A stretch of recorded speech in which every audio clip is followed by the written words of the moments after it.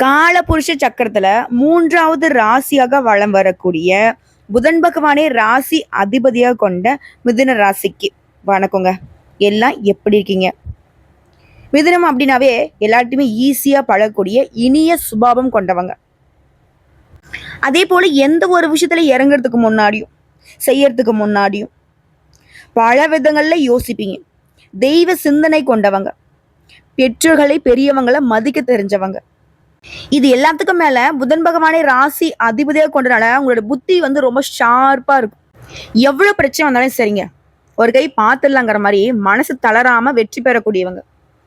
மற்றவங்களாம் ரொம்ப கடினமா முயற்சி பண்ணும் செய்ய முடியாத காரியத்தை இல்ல ரொம்ப எஃபர்ட் போட்டு முடிக்கூடிய காரியத்தை இவங்க தன்னுடைய அனுபவ அறிவாலேயே மிக ஈஸியா செஞ்சு முடிச்சுப்பாங்க. இது எல்லாத்துக்கும் மேல மிதுனத்தை உயர்வா பேசலாம். 12 ராசியில ரொம்ப உயர்வான ராசினாக்க மிதுனத்தை நீங்க அடையாளப்படுத்தலாம். காரணம், புதன் பகவான் அதிபதியை கொண்டதுனாலயா? ரொம்ப புத்திசாலிங்க அதனாலயா? கிடையாது. நீதி நேர்மைக்கு கட்டுப்பட்டு யாருக்குமே தலை வணங்காம உண்மையை உரைக்க சொல்லக்கூடியவங்க. எவ்வளவு பெரிய ஆளாவனா இருக்கட்டும், ஏப்பா அவ்வளவு பெரிய ஆள் வராங்க, அவ்வளவு பெரிய பணக்கார வராங்க, அப்படி இப்படின்னு யாரு வேணா வரட்டும், யாருக்குமே பயப்பட மாட்டாங்க. உண்மை இருக்கா அதை மட்டும்தான் பார்ப்பாங்க. அதே போல ஒரு விஷயத்தை செய்யறதுக்கு முன்னாடி அதுல நல்லது எது கெட்டது அப்படி ஒரு அலசி ஆராய்ந்து செயல்படக்கூடியவங்க. அடடா சூப்பருமா, அப்ப மிதுன ராசிக்காரங்களாம் பெருசா நல்ல வளர்ச்சியில இருப்பாங்கல்ல, நல்ல அதிகாரத்துல இருப்பாங்கல்ல, நல்ல பணக்காரங்களா இருப்பாங்கல்ல அப்படின்னு எனக்கு கேட்டீங்கன்னா சாரிங்க, அப்படி கிடையாது. உண்மையா இருக்கிறவங்க என்னைக்குங்க உயர்ந்திருக்கான்? புரியுதுங்களா? நீதிக்கு நேர்மைக்கு கட்டுப்பட்டவங்க, நீதிக்கு நேர்மைக்கு மட்டுமே தலைவணம் கூடியவங்க என்னைக்குதான் தலை நிமிர்ந்து இருக்காங்க. உண்மைதானே? நம்ம சொல்லக்கூடிய விஷயங்கள் உண்மை நினைச்சா மிதுன ராசிக்காரங்களே கீழே கமெண்ட் பாக்ஸ்ல பதிவிடுங்க. இந்த உண்மை நேர்மை தானே நம்மளை தூக்கி இன்ன வரைக்குமே அடி பாதாளத்துக்கு கொண்டு போய் சேர்த்து. கொஞ்சம் அடி நகர ஆரம்பிச்சா கூட சருக்குன்னு போய் திருப்பவும் பொத்துக்குன்னு இன்னும் கொஞ்சம் அடி பாதாளத்தை தான் போயிட்டு இருக்கு. இன்னைக்கு பொய்க்கும் பித்தலாட்டத்துக்கு தான் மதிப்பு அதிகம், மரியாதை அதிகம். அதுக்கு தான் பணம் கொட்டுன்னு கொட்டுது. நமக்கெல்லாம் யார் கொடுக்குறா, யார் செய்யறா? எல்லாத்துக்கும் மேல என்கிட்ட யாரு உதவின்னு கேட்டாலும் எங்களால மறுக்க முடியல. எங்களால முடிஞ்ச உதவிகளை 10 பேர்கிட்ட பிச்சை எடுத்தாலும் செஞ்சுதான் கொடுக்குறோம். ஆனா அந்த நன்றியை வாங்கிட்டு போறவங்க, எங்களால வாழக்கூடியவங்க, எங்களால அவங்க வாழ்க்கைக்கு வெளிச்சம் இருந்துமே கூட எங்களை ஒரு புழு பூச்சி மதிக்க அளவு கூட மதிக்க மாட்டேங்கிறாங்க. மதிக்காட்டியும் கூட பரவாயில்ல, மிதிக்காம இருந்தா பரவாயில்ல. இப்போ எங்களால அவங்க வளர்ந்துடுறாங்க, ஆனா எங்களை ஏளனம் பேசுறாங்க, எங்களை அசிங்கப்படுத்துறாங்க, எங்களை அவமானப்படுத்துறாங்க. இது இல்லைங்க மிதுன ராசியோட இன்னைக்கு வாழ்க்கை நிலை போயிட்டு இருக்கு. இப்படிப்பட்ட நிலையிலையுமே யாருக்குமே அட போடா என்னால பொழைச்சவன் தானே அப்படின்னு ஒரு வார்த்தை கூட இவங்க அவங்கள எடுத்து பேசுனது கிடையாது. உனக்கு தெரிஞ்சது அவ்வளவுதான், போயிட்டே இரு. நானும் உன்ன மாதிரி பேச ஆரம்பிச்சுன்னா அப்புறம் உனக்கும் எனக்கும் தகுதி தராதரம் வேறுபட்டு போயிடும்னு சொல்ற மாதிரி மிதுனம் என்னைக்கும் ஒரே மாதிரி வாழ்ந்துகிட்டு இருக்கீங்க. அந்த உன்னதமான மனசுக்கு உயர்வை தரணும்னு அந்த தெய்வங்கள் முடிவு பண்ணிருக்கு. போதும்பா, எல்லாரும் ஸ்டாப் பண்ணுங்க. இனி மிதுனத்தை யாரும் சோதிக்காதீங்க, அவங்க சோதனைக்கு எல்லாத்துக்குமே கொஞ்சம் நல்லதை பண்ணி விட்டுருங்க அப்படிங்கிற மாதிரி. அப்ப ஒரு உறவு உங்க வாழ்க்கையே மாத்த போகுது. மிதுனராசிக்காரங்களை எழுதி வச்சுக்கோங்க. மே 14ஆம் தேதி இது நடக்கும். அன்றைய நாள்ல இருந்து அடுத்த ஒரு வருஷத்துக்கு உங்க வாழ்க்கையில முன்னேற்றம் இருக்கும். உடைய எதிர்பார்ப்புகள் பூர்த்தியாகும். நீங்க என்ன நினைக்கிறீங்களோ அதை திறம்பட செய்து முடித்து வெற்றி கொள்வீங்க. அது யாரும் அந்த ஒரு நபர். நவ கிரகங்கள்ல சுப கிரகம், மங்கள கிரகம், தனக்காரகன் இப்படி பெயர் எடுத்த குரு பகவான் தாங்க. அந்த உறவு தான் உங்களுக்கு உன்னதத்தை ஏற்படுத்த போகுது. அதாவது திருக்கணித பஞ்சாங்கத்தின்படி மே மாதம் 14ஆம் தேதியில இருந்து உங்க ராசியில அமரக்கூடிய குருவினால இவர் என்ன பண்றாரு, ஜென்ம குருவா உங்களுக்கு வராரு. பதட்டம் அடைய வேணாம். குரு பகவானுடைய பார்வைங்கிறது உங்களுக்கு பலன்களை சாதகமாக தான் கொடுக்க போகுது. பூர்வீக சொத்து பிரச்சனைகள் ஏதாவது இருந்தால் அதுக்கு தீர்வு கிடைக்கும்.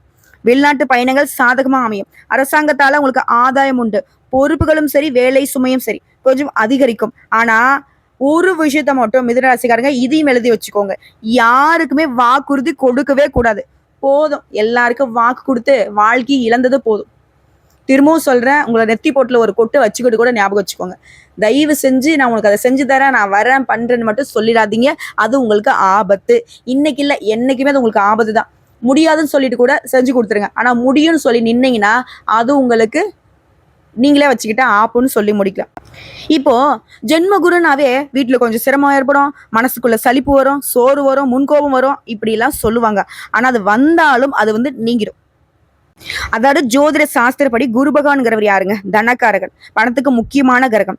தனம் பணம் ஒருத்தருக்கு நல்லா இருக்குனாக்கா குரு நல்லா இருக்கணும். சோ அப்படிப்பட்ட ஒரு நல்ல நிலைக்கு தான் மிதுன ராசிக்காரர்களுக்கு அவர் வந்திருக்காரு.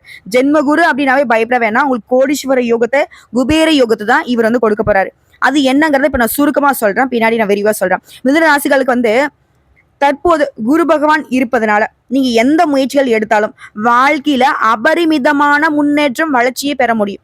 சாதாரணமா நீங்க தொடங்கக்கூடிய வியாபாரம் கூட மிகப்பெரிய வளர்ச்சியை கொடுக்கும். உங்களுடைய வாழ்க்கையில திடீர் அதிர்ஷ்டம், திடீர் மாற்றம், திடீர் திருப்பத்தை கொடுத்து முன்னேற்றத்தை அடைய செய்யறாரு குரு பகவான். இப்ப சொல்லுங்க, இந்த ஜென்ம குரு உங்களுக்கு எங்கெங்க பாதிப்பை ஏற்படுத்தினாரு? இப்ப இன்னும் தெளிவான விளக்கத்தை சொல்றேன். நீங்க எதிர்பார்த்த விஷயங்கள்ல முன்னேற்றம் இருக்கும். வெளியூருக்கு போகணும், வெளிநாட்டுக்கு போகணும். இதன் மூலம் உங்களுக்கு சுப செய்திகள் கிடைக்கும். எந்த ஒரு காரியத்திலுமே திட்டமிட்டு செயலாற்றிட்டீங்கன்னா நஷ்டமே வராது. குருபவனுடைய பார்வையை பொறுத்த வரைக்கும் உங்க ராசிக்கு 5ஆம் இடத்தை பார்க்கறதால குழந்தை பேரு வாய்க்கும். குழந்தைகள் வழியில நன்மைகள் உண்டு. பூர்வீக சொத்தால ஆதாயம் உண்டு. மகனுக்கோ மகளுக்கோ கல்யாண வரன் கூடி வரும். அதே போல குரு பகவான் 7ஆம் வீட்டையும் பார்க்கறதுனால கணவன் மனைவிக்கிடையே நெருக்கம் உண்டு. வீட்டுல தாமதமான தடைப்பட்ட சுப நிகழ்ச்சிகள் இனி கோலாகலமா நடக்கும். மறைந்து கிடந்த திறமைகளை நீங்க வெளிப்படுத்துவதற்கான வாய்ப்புகள் உங்களை தேடி வரும். அதே போல உங்க ராசிக்கு பாக்கிய வீடான 9ஆம் வீட்லயும் குருவுடைய பார்வை விழுவதனால நீங்க எதிர்பார்க்கக்கூடிய பணம் உங்க கைக்கு வரும். அதே போல உங்களுடைய பணம் வெளியில எங்கேயாவது மாட்டிக்கிட்டு இருக்கு, சொந்த பந்தங்கள்கிட்ட ஏதாவது ஒரு தொழிலையோ, அந்த பணமே திரும்ப வர்றதுக்கான வாய்ப்பு இருக்கு. அடுத்த அரசியல்வாதிகளுக்கு நல்லா இருக்குங்க. ஆனா கோஷ்டி பூசல்ல சிக்காம பாத்துக்கோங்க, நமக்கு அது செட் ஆகாது. அடுத்த குரு பகவானுடைய நட்சத்திர சஞ்சாரம் அலைச்சல் இருக்கும். ஆனா ஆதாயத்துக்கு உரிய செவ்வாயின் நட்சத்திரத்துல குரு பகவான் போவதனால சுப செலவுகள் தான் அதிகமாகும். இப்போ ஒருத்தவங்க நல்ல உயர்வான நிலைக்கு போறாங்க, ஒரு கலெக்டர் ஆகுறாங்க. எடுத்தோடனே கலெக்டர் ஆகிடுமா? யூபிஎஸ்சி எக்ஸாம் எழுதணும், நிறைய ஸ்டேஜ் இருக்கு. ஒரே முறையில் பாஸ் பண்றவங்களும் இருக்காங்க, பலட்டுக்கட்ட தேர்வு தோல்விகளுக்கு அப்புறமா பாஸ் பண்றவங்களும் இருக்காங்க. அப்போ அந்த கஷ்டம்ங்கிறது தான் அந்த இனிமையான வெற்றிக்கு காரணமா இருக்கு. அப்படிதாங்க இந்த காலகட்டத்தில் மிதுனம் ஏதாவது கஷ்டங்களை அனுபவிக்கிறீங்கன்னா நீங்க சொல்ல வேண்டிய விஷயம் என்ன தெரியுமா? கண்டிப்பா இந்த கஷ்டம் எனக்கு இஷ்டமா தான் இருக்க போகுது அப்படிங்கிறத மனசுல எழுதி வச்சுக்கோங்க. உடனே சொல்றது, அட போமா நீ அங்கிட்ட சும்மா ஏதாவது ஒன்று சொல்லிக்கிட்டு கிடப்ப. இது வரைக்கும் மிதுனத்துக்கு என்னதான் நடந்திருக்கு? என்னங்க நடக்கல? இது நாள் வரைக்கும் கஷ்டம் வந்திருக்கு, ஆனா அதுல இருந்து வெளியே வந்திருக்கீங்கல்ல. உங்களை சார்ந்து நிறைய பேருக்கு வாழ்க்கை கொடுத்துருக்கீங்கல்ல. இப்போ வரைக்குமே மற்றவங்களுக்கு சிம்ம சொப்பனமா கெத்த தானே சுத்திட்டு இருக்கீங்க. ஆனா 1000 பிரச்சனை இருக்கட்டும், 1000 கஷ்டங்கள் இருக்கட்டும், ஒருத்தவங்களை கை நீட்டி பேச முடியுமா? இதெல்லாம் யாருங்க காரணம்? கடவுள் உங்களுக்கு துணைக்கு நிற்கிறாரு, கிரகங்கள் உங்களுக்கு சாதகமா நிற்குது. புரியுதுங்களா? மற்றவங்க சொல்ற மாதிரி மிருதனம் சொன்னா அது தப்பு. ஏன்னா மற்றவங்களால வாழ்க்கையை காலம் போன போக்குல தள்ள முடியுமே தவிர்த்து புதன் பகவானுடைய அதிபதியை கொண்ட மிதுன ராசி அந்த காலத்தையே மாத்தி அமைக்க முடியும். ஏன்னா உங்களுடைய அதிபதியுடைய பவர் அந்த மாதிரி. இன்னும் கொஞ்சம் தெளிவா சொன்னா, குரு பகவான் தந்தையாருடனான மனஸ்தாபங்கள் நீங்குது. சேமிப்புகள் கரையுதேன்னு வருத்தப்பட்ட நீங்க எப்படிலாம் சேமிக்கலன்ற அளவுக்கு யோசிப்பீங்க. ஏன்னா அந்த அளவுக்கு பண வரவு வந்துகிட்டே இருக்கும். ஆனா இந்த நேரத்துல மிதுனம் இன்னொரு விஷயத்த செய்யக்கூடாது. பண விஷயத்துல கவனமா இருக்கணும். யாரையும் நம்பி பணம் கொடுத்து ஏமாறக்கூடாது. அதே போல இரவு நேர பயணங்களை சுத்தமா தவிர்த்திடணும். சோ பணத்தை பொறுத்த வரைக்குங்க, எதிர்பார்த்த பணமும் கையில வரும், எதிர்பாராத பண வரவும் கைக்கு வரும். குடும்பத்துல நல்லது நடக்கும். பிள்ளைகள் போக்குல நல்ல மாற்றம் இருக்கும். பூர்வீக சொத்துக்கள்ல உங்களுக்கு இருந்து வந்த பிரச்சனைகளுக்கு உங்களுக்கு சாதகமான தீர்ப்பு வரும். தாய் வழி உறவுகளால ஆதாயம் உண்டு. இது வியாபாரம் செய்றீங்க, ஆண்களோ பெண்களோ, எந்த ஒரு தொழில் எந்த ஒரு துறைகள்ல பிசினஸ் பண்ணீங்கனாலும் சரி, லாபம் அதிகரிக்கும். சந்தை நுணுக்கங்களை கத்துக்கிட்டு பெரிய முதலீடுகள் செய்யுங்க. அதே போல கஸ்டமர்ஸ் கிட்ட ரொம்ப அன்பா நடந்துக்கோங்க. புதிய துறைகள்ல முதலீடு செய்யறதுக்கு யோசிச்சு பண்ணுங்க. முடிஞ்ச அளவுக்கு தவிர்க்கிறது ரொம்ப சிறப்பான விஷயம். இது கெமிக்கல், ஹோட்டல், துணி வகைகளால லாபம் உண்டு. பங்குதாரர்கிட்ட உங்களுக்கு இருந்து வந்த மனஸ்தாபங்களும் நீங்குது. நீங்க சொல்றபடி உங்களோட பங்குதாரர்கள் கேட்டு நடந்துப்பாங்க. அடுத்து உத்தியோக பணிகளை பற்றிருக்கோம். சவால்கள்ல வெற்றி பெறுவீங்க. சக ஊழியர்களை பகைத்து கொள்ள வேணாம்.